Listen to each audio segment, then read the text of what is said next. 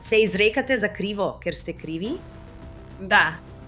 Ryan Kohberger želi preklicati to priznanje krivde in iti na sojenje. Predstavljam dokaze o načrtovanju strani Kohbergerja, za katere tožilci pravijo, da bi bili žebelj v njegovo krsto. Pojdimo k stvari. Sem Annie Levy in to je Crime Fix.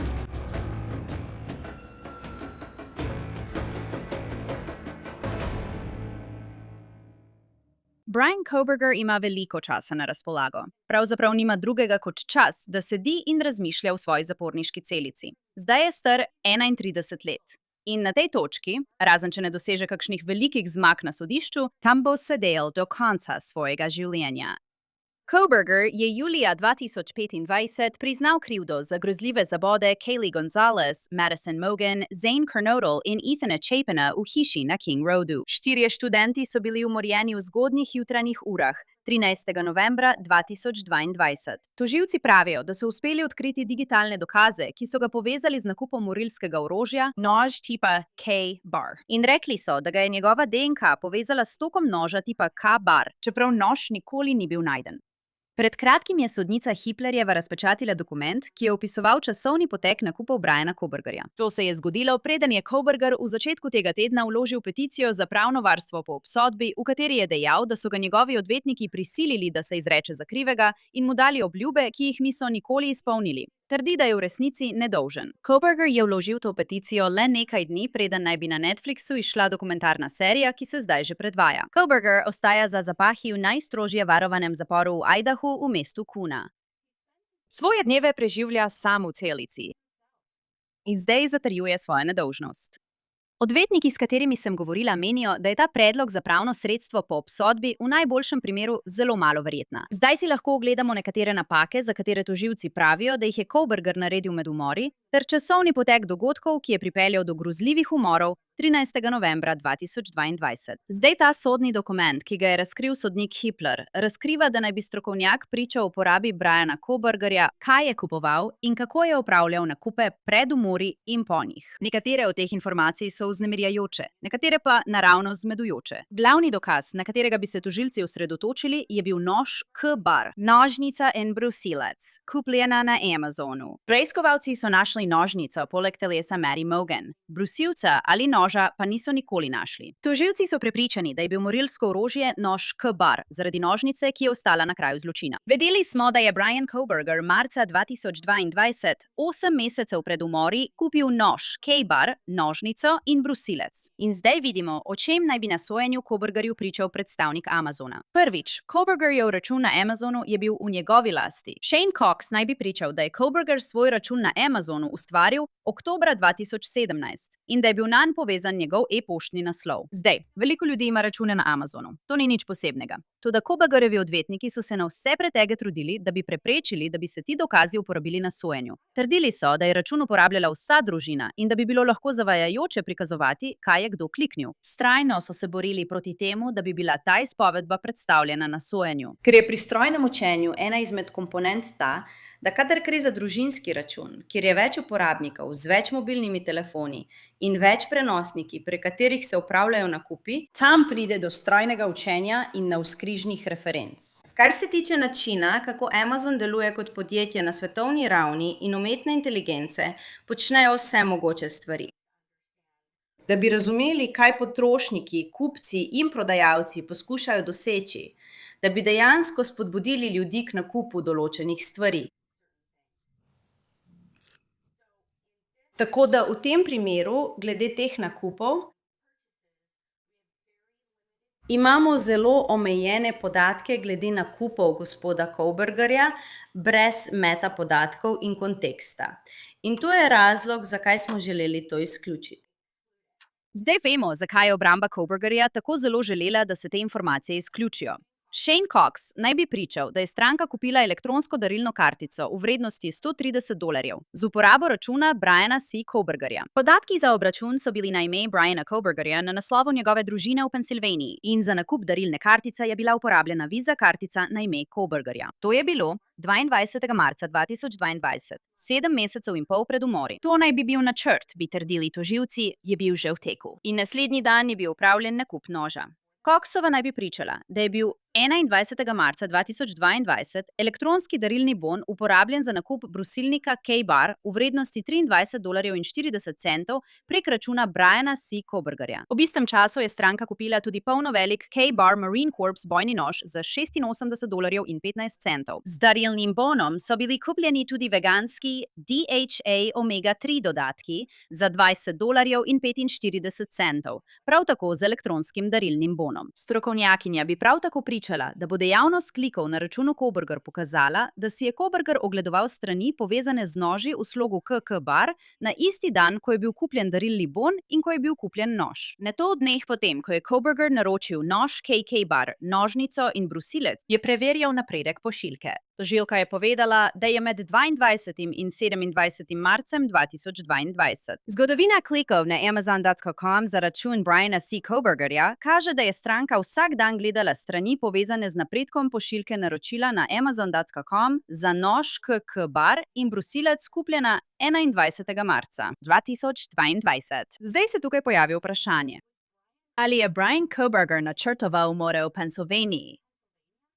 Ali je razmišljal naprej o svoji selitvi v zvezno državo Washington? Ne vemo. Skoraj 8 mesecev po nakupu noža KK-Bar, 23. novembra 2022, v zgodnjih jutranjih urah, Maddie, Kaylee, Ethan in Zana so bili zabodeni do smrti v hiši na King Roadu. Ovitek za nož KK-Bar je bil najden poleg Mettine noge. 2 dni kasneje se zdi, da je Brian Koberger poskušal prikriti svoje sledi, potem ko je ugotovil, da je za seboj pustil ovitek za nož KK-Bar. Tožilci so zapisali, da bi Shane Cox pričal, da je 2 dni po umorih, 15. novembra 2022, dejavnost klikov na Amazon.com je pokazala, da je stranka obiskala stran povezano z izbrisom dejavnosti računa.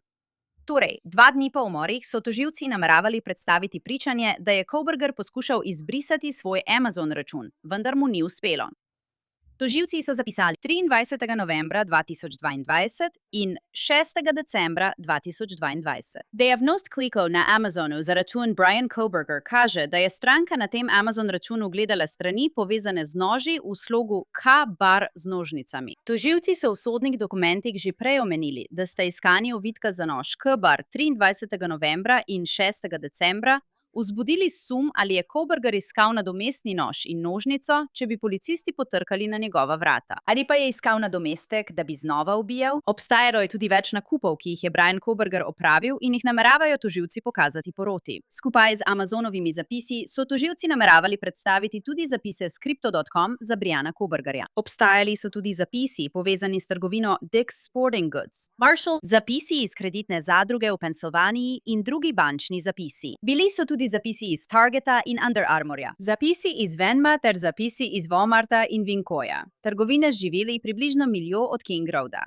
In Koberger je, avgusta 2022, odprl nov bančni račun ter položil $2,000. Tožilci pravijo, da je začel dvigovati gotovino z tega računa šele zjutraj na dan umorov in da je od 10. novembra 2022 dalje za nakupe uporabljal samo gotovino.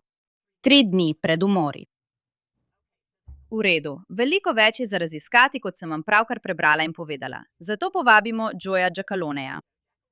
On je upokojeni narednik za nerazrešene primere pri NYPD. Prav tako pa vodi odlično oddajo na YouTubeu, True Crime with the Sarge. Joe, hvala, da ste se nam pridružili. Hvala, da ste me povabili, Anete. Torej, Joe, kakšen je bil tvoj prvi odziv, ko si pogledal ta strokovna poročila? Mislim, Brian Koberger, vedeli smo, da je kupil tisti nož, K-Bar. O tem smo slišali marca 2022. Ampak, ko res pogledaš podrobnosti in dejstvo, da je vsak dan znova preverjal napredek pošiljke, mislim... Wow, kaj si misliš o vsem tem?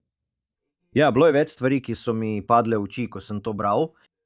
Da ne prehitevam preveč, ampak mislim, da sta bili 2 največji ugotovitvi to, kako bo finančni preiskovalec iz FBI-ja predstavil primer za vse te nakupe in vse te različne stvari. Po drugi strani pa mislim, da so pregledali 49 naprav in niso našli nobene povezave med Kobergerjem in žrtvami, kar je kar neverjetno, če pomisliš. Tako da bi imeli nekaj dobrih dokazov za svoj primer, ampak imeli bi tudi druge stvari, na katere bi se lahko obrla obramba. In pogovorimo se o tem, ker so že prej omenili, da so pregledali vse, da bi našli povezavo med Brianom Kobergerjem in temi žrtvami. in niso našli ničesar. Mislim, najbližje, kar smo kdaj slišali, je bilo nek predpomnjeni zapis, kot na primer shranjena slika iz Google Maps na Kobergerjevem telefonu, ki je bila povezana z restauracijo Mac Greek. Ampak to bi lahko bilo karkoli. Veš, kako strašljivo je to zate, kot za nekoga, ki je toliko let preiskoval zločine, da je preprosto izbral mogoče tisto hišo, ali pa se je samo vozil naokoli, našel študentke iz ženskega študentskega društva in šel tja ter to storil. Ja, v resnici je to kar neverjetno in mislim, da je tukaj tožilstvo nekako zamočilo. Zamočili so na več mestih, ampak tukaj, mislim, niso poskušali zožiti motiva, razloga, zakaj se je to zgodilo. Na splošno, ko imaš tako velik primer, kjer imaš žal 4 umore, organi pregona se od tega storilca niso ničesar naučili, niso izvedeli ničesar o tem, kaj je storil in kako je izbral svoje žrtve. In to je nekaj, kar vidimo še danes pri Ricku Shermanu, v primeru serijskega morilca z Long Islanda, kaj ne? FBI se vključuje, želijo izvedeti, kako je to storil in zakaj je to storil. In uporabljal je njihov priročnik, če tako rečem, uporabljal kot učbenik. Veste, imamo podobno situacijo tukaj. Imamo študenta kazenskega pravosodja, doktoranda. Imamo vse različne stvari, ki se jih je naučil, vendar pa bo žal ostalo skrivnost zavedno, kako je naletel na te žrtve. In veš, to je tako zanimivo. Tolikokrat sem to omenila v primeru Sherman. Je bil sporazum o sodelovanju. In ti sporazumi o sodelovanju so se začeli mesece pred priznanjem krivde. In to je bilo narejeno natančno in počasi. In del priznanja krivde Rexa Heuermana je bil tudi ta, da mora sodelovati z enoto FBI za vedenjsko analizo. V tem primeru nimamo ničesar. V primeru v Idahu nimamo nobenega sporazuma o sodelovanju. Ni bilo nobenega sporazuma o sodelovanju. Torej ni ponudil nobenih informacij. Ni mu bilo treba storiti ničesar. In še vedno ne vemo, kje je morilsko orožje. In ni bilo, kolikor vemo, ni bilo nobene omembe. V tem sporazumu o priznanju krivde ni ničesar o tem, da bi sodeloval z enoto FBI za vedenjsko analizo. In to je res tako očiten kontrast, ko to pogledaš. In ko pomisliš na to, Anjanet, v Idahu mu je nad glavo visela smrtna kazen. Lahko bi ga prisilili, da govori in v bistvu naredi vse, kar so hoteli, če mene vprašaš. Tega v New Yorku niso imeli, ampak tam je bil tožilec, ki je imel veliko različnih stvari pod nadzorom in je rekel, veš, včasih so izkušnje pomembne v takih primerih. In oni so vztrajali pri zasedi in rekli, poslušaj, to je tisto, kar boš naredil. In on je šel to. Ampak, veš, Idaho je bila povsem druga zgodba. In rekel sem, škoda je, ker ne glede na to, kaj ljudje mislijo o smrtni kazni, kakorkoli se počutijo, to ni tema tukaj. Tema je z vidika organov pregona. Smrtna kazen je lahko močno sredstvo za pridobivanje več informacij od osumljenca ali storilca, kakorkoli želite gledati na to. In imeli so to možnost, pa je po mojem mnenju niso izkoristili. Pojdimo nazaj k nakupu. Nakup je bil opravljen marca 2022. Kupljena sta bila nožnica za nož K-bar in brusilec. Del z brusilcem me res prestraši. In potem je narejeno na... Najprej kupi darilno kartico, da bi kupil te stvari. Predvidevam, da misli, da bo to skrilo nakup. Ne vem, zakaj bi tako mislil. Ne razumem dela z darilno kartico, ker za vse obstaja zapis. Torej, on kupi darilno kartico. Naslednji dan kupi vse te stvari. In potem klikne, pravijo, vsak dan išče, da bi videl, kakšen je napredek. Ali vas to skrbi, da je morda razmišljal o tem, preden se je preselil v Washington, kot da bi morda ciljal na nekoga v Pensilvaniji? Ja, zdel se je nestrpen, kaj ne? In iz tega, kar smo izvedeli, ima neke vrste kompulzivno vedenje, ki ga je, veste, vodilo k temu, da je počel še druge stvari. Torej, ja, zdi se, kot da bi lahko udaril kadarkoli, vendar mu je manjkalo tisto orožje in to je bilo nekaj, kar mu je bilo pomembno, tako sem jaz to razumel. In dejstvo, da je poskušal izbrisati tudi del svoje zgodovine iskanja, kaže na to, da je vedel, kaj počne, a je želel tudi prikriti svoje sledi. Ampak, kot vemo, ljudje, vse finančne evidence, vse je zabeleženo na spletu, ne glede na to, kaj narediš. Tako da je pač žalostno, da... Veš, imamo situacijo, kjer se iz tega preprosto nismo ničesar naučili. Ja, in 2 dni po umorih se je vrnil in poskušal izbrisati svoj Amazon račun. Ali pa je pogledal, kako ga izbrisati. Torej je vedel, to mi pove Joe, da je vedel, da je tam pustil tisto nožnico. Da je naredil napako. Ampak potem se je odločil, mislim, da ne izbriše svojega računa.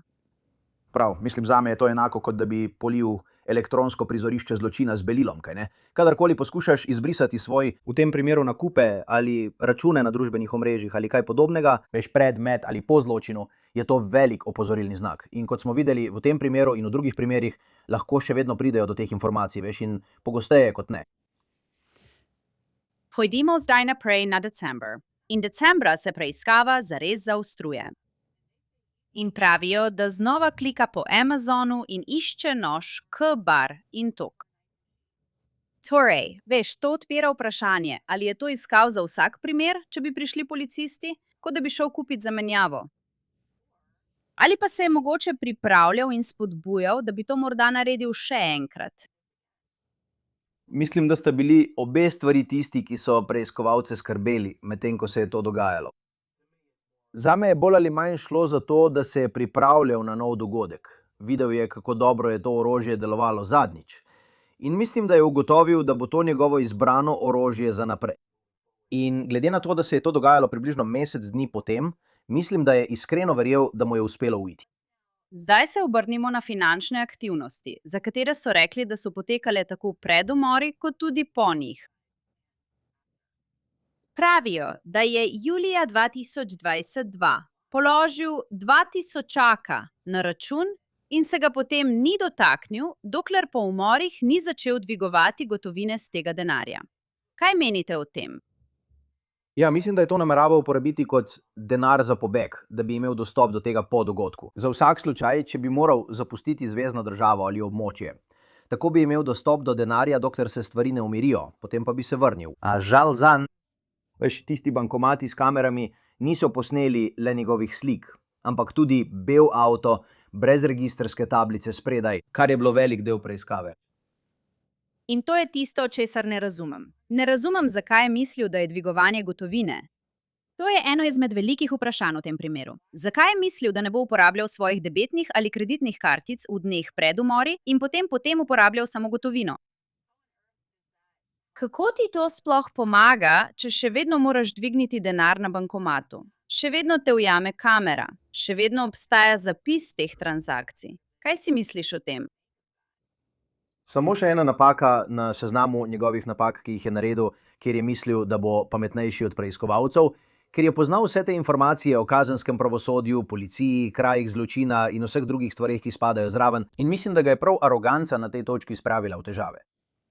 Ampak varčevanje 2000, mislim, to se zdi res veliko denarja, veste? Da bi študent doktorskega študija kazenskega pravosodja dajala na stran in nalagala na račun, kot da je bil to njegov bančni račun za umor. Veš, kot da iz nekega razloga misli, da bo dvigovanje gotovine potem, ko to naredi, koristno. Prav, pozabil je na to, da bo potreboval elektronsko napravo, da bo lahko dostopal do te zaloge denarja. Prav, torej ljudem ne bomo povedali, da je morda obstajal boljši način za to, ampak res je obstajal boljši način za to. Ampak zdaj se je popolnoma zapletel v to stvar in kot sem rekel, mislil je, da je zagrešil popoln zločin in da je vse načrtoval že dolgo vnaprej. Imel je tudi sklad za hude čase, ki mu je naj bi pomagal prebroditi težke trenutke, medtem ko je potekalo iskanje. Noro, to se mi zdi popolnoma noro. Mislim, koliko premišljenosti in načrtovanja je bilo vloženega v to. Ni šlo le za nekaj tednov, trajalo je mesece in mesece. Zdi se, da je to načrtoval približno 8 mesecev, morda celo dlje. In dejstvo, da se mi to zdi popolnoma naključno, je še bolj čudno ali nenavadno. Ker, kot sem rekel, nimajo, mislim, da je bilo 49 naprav po tistem dokumentu, 49 različnih stvari, ki so jih preverili, nobene povezave med njim in temi 4 žrtvami. Zame je to res tak trenutek, ko rečeš, wow, to je videti popolnoma naključno, kot da je preprosto našel to hišo in se odločil, da je to to.